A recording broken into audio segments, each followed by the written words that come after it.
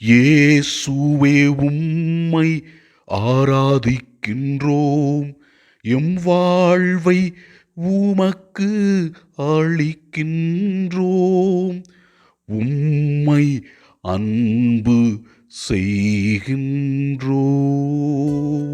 தாயாம் திரு அவை இன்று திரு அவையின் முதல் மறைசாட்சியரான புனித ஸ்தோவானின் திருவிழாவை சிறப்பிக்கிறது.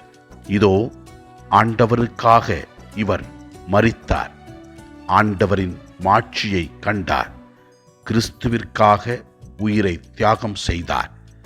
நாமும் ஆண்டவருக்காக வாழ்வோம். முதல் வாசகத்திலே நாம் இவ்வாறு வாசிக்கின்றோம்: தூய ஆவியின் வல்லமையை பெற்று வானத்தை உற்று நோக்கி புனித ஸ்தோவான் கடவுளை போற்றி புகழ்ந்தார். அப்போது மக்கள் அவரை கல்லால் எறிந்து கொன்றனர். கிறிஸ்துவிற்காக உயிரை தியாகம் செய்யவும் அவர் தயாராக இருந்தார்.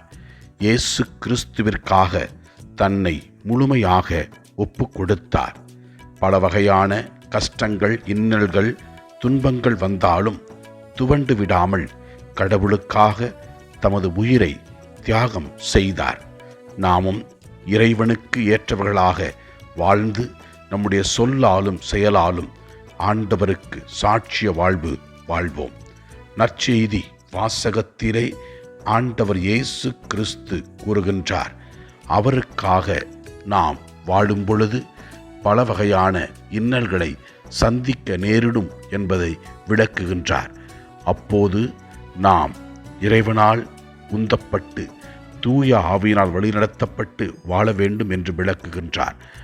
ஆளுநர்களிடம், அரசரிடமும் பிற இனத்தார் இடமும் நீங்கள் சான்று பகர்வீர்கள் என்றும், அப்போது எப்படி பேச வேண்டும், எதை பேச வேண்டும் என்று கவலைப்பட வேண்டாம், தூய ஆவியானவர் உங்களுக்கு உதவுவார் என்று இயேசு கிறிஸ்து தெல்லம் தெளிவாக விளக்கி கூறுகின்றார். ஆண்டவருக்காக சாட்சிய வாழ்வு வாழும் பொழுது இறைவன் நம்மை நிறைவாக ஆசிர்வதிக்கின்றார். ஆண்டவரே, கிறிஸ்தவர்களாக வாழ அழைக்கப்பட்டிருக்கிற நாங்கள் உமது அழைப்பை ஏற்று அதற்கேற்ப எங்கள் சொல்லாலும் செயலாலும் சாட்சிய வாழ்வு வாழ அருள்தாரும்.